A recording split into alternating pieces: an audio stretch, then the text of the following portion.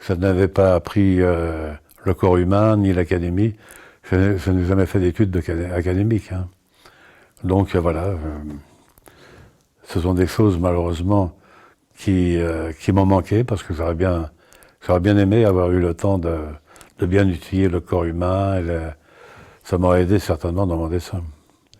J'allais dans un club qui était rue du Faubourg-Montmartre et donc on faisait des mouvements avec des haltères et puis on se regardait dans la glace pour voir pousser ses muscles. J'ai fait ça jusqu'à l'âge de 18 ans. Après j'ai arrêté parce que bon, j'en avais plus le temps, mais ça m'a appris bien des choses. J'ai appris la musculature à travers le fait de se regarder soi-même, de regarder les autres.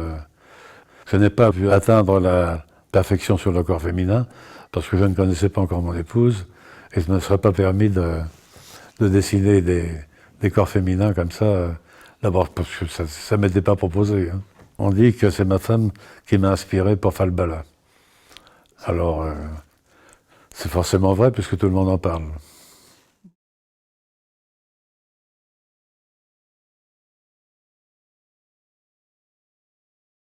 Comme nous avions la responsabilité d'un journal nouveau qui s'est appelé Pilote, il était très difficile à l'époque, contrairement à ce qui pourrait se passer aujourd'hui, de trouver des dessinateurs qui aient suffisamment de métier, de talent pour faire une série.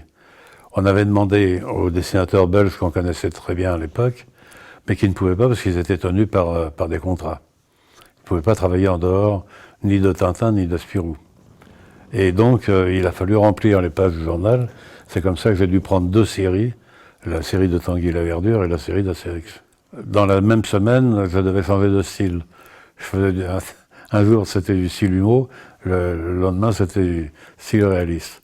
Alors, c'était une gymnastique qui ne me gênait pas. Un style me reposait de l'autre, et ainsi de suite. On fournissait un journal qui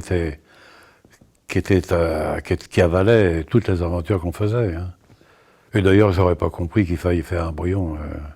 Moi, un dessin, quand je l'attaque un dessin, le dessin, je donne quelques petits coups de gomme si je ne suis pas satisfait d'un truc, mais le dessin, je l'ai déjà imaginé en sachant comment il sera quand il sera réalisé. Et je n'avais surtout pas le temps de dire « Oh ben non, c'est pas ça, c'est pas bon. Allez, j'efface tout, puis je recommence. » Oh là là, je ne serais jamais arrivé à développer 5 planches par semaine. Hein.